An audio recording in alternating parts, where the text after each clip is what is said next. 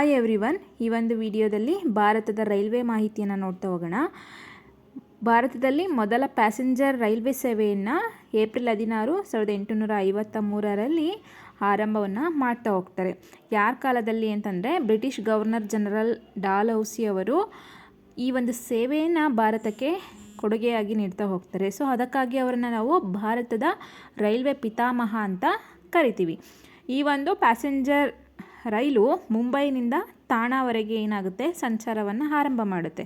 ಇದು 34 ಕಿಲೋಮೀಟರ್ನಷ್ಟು ದೂರದ ಸಂಚಾರವಾಗಿದೆ. ಸೊ ಇದಕ್ಕಾಗಿ ಈ ಒಂದು ಸಂಚಾರವನ್ನು ಭಾರತ ದೇಶದ ಮೊಟ್ಟ ಮೊದಲ ರೈಲ್ವೆ ಸಂಚಾರ ಅಂತ ಕರಿತಾ ಹೋಗ್ತೀವಿ.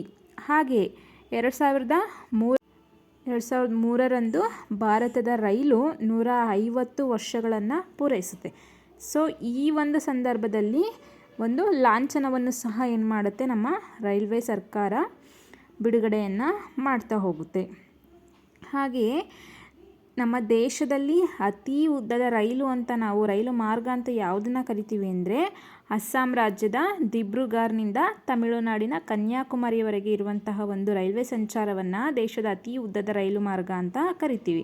ಇದು 4213 ಕಿಲೋಮೀಟರ್ ಉದ್ದವನ್ನು ಹೊಂದಿರುತ್ತೆ. ಹಾಗೆಯೇ ಭಾರತದ ರೈಲ್ವೆ ವ್ಯವಸ್ಥೆಯನ್ನು 1951ರಲ್ಲಿ ಏನು ಮಾಡಲಾಗುತ್ತೆ ರಾಷ್ಟ್ರೀಕರಣಗೊಳಿಸಲಾಗುತ್ತೆ.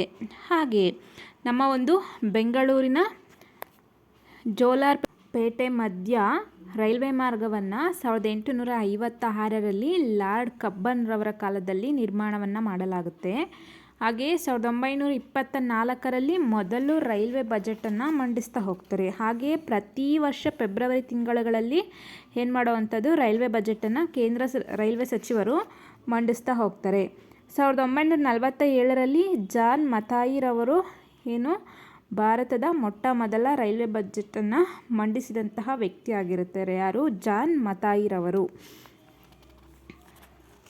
ಹಾಗೆ ಹೆಚ್ಚು ಬಾರಿ ರೈಲ್ವೆ ಬಜೆಟ್ ಮಂಡಿಸಿದ ರೈಲ್ವೆ ಸಚಿವರು ಯಾರು ಅಂದರೆ ಲಾಲು ಪ್ರಸಾದ್ ಯಾದವ್ರವರು ಅತಿ ಹೆಚ್ಚು ಬಾರಿ ರೈಲ್ವೆ ಬಜೆಟನ್ನು ಅವರು ಮಂಡಿಸಿ ಈ ಕೀರ್ತಿಯನ್ನು ಅವರು ದಾಗಿಸ್ಕೊಳ್ತಾ ಹೋಗ್ತಾರೆ. ಹಾಗೆಯೇ ನಮ್ಮ ಜಗತ್ತಿನಲ್ಲಿ ಭಾರತದ ರೈಲ್ವೆ ವ್ಯವಸ್ಥೆಯು 4ನೇ ಅತಿ ದೊಡ್ಡ ರೈಲ್ವೆ ವ್ಯವಸ್ಥೆಯಾಗಿ ಇರುವಂತಹದ್ದು. ಹಾಗೆಯೇ ದೇಶದ ಮೊದಲ ಎಲೆಕ್ಟ್ರಿಕ್ ರೈಲು ಸಂಚಾರವು 1925 ಫೆಬ್ರವರಿ 3ರಂದು ಬಾಂಬೆಯಿಂದ ಕುರ್ಲಾವರೆಗೆ ಸಂಚರಿಸುತ್ತೆ. ಭಾರತ ದೇಶದ ಮೊದಲ ಮೆಟ್ರೋ ರೈಲು ಕೋಲ್ಕತ್ತಾ ಮೆಟ್ರೋ ರೈಲು. ಇದು ಅಕ್ಟೋಬರ್ 24, 1984ರಲ್ಲಿ ಆರಂಭಗೊಳ್ಳುತ್ತೆ. ಹಾಗೆ ಭಾರತದ ಮೊದಲ ಮಾನೋ ರೈಲು ಇದು ಮುಂಬೈ ಮಾನೋ ರೈಲು ಆಗಿರುತ್ತೆ. ಫೆಬ್ರವರಿ 2, 2014ರಂದು ಈ ಒಂದು ರೈಲು ತನ್ನ ಸಂಚಾರವನ್ನು ಆರಂಭ ಮಾಡುತ್ತೆ. ಹಾಗಾದರೆ ಮೋನೋ ರೈಲು ಆ್ಯಂಡ್ ಮೆಟ್ರೋ ರೈಲು ಇವುಗಳ ವ್ಯತ್ಯಾಸ ಏನು ಅಂತ ನೋಡೋದಾದರೆ, ಮೋನೋ ರೈಲು ಕಡಿಮೆ ಖರ್ಚಿನಲ್ಲಿ ಅತ್ಯಂತ ವೇಗವಾಗಿ ನಾವು ಅದನ್ನು ನಿರ್ಮಾಣ ಮಾಡ್ಬೋದು.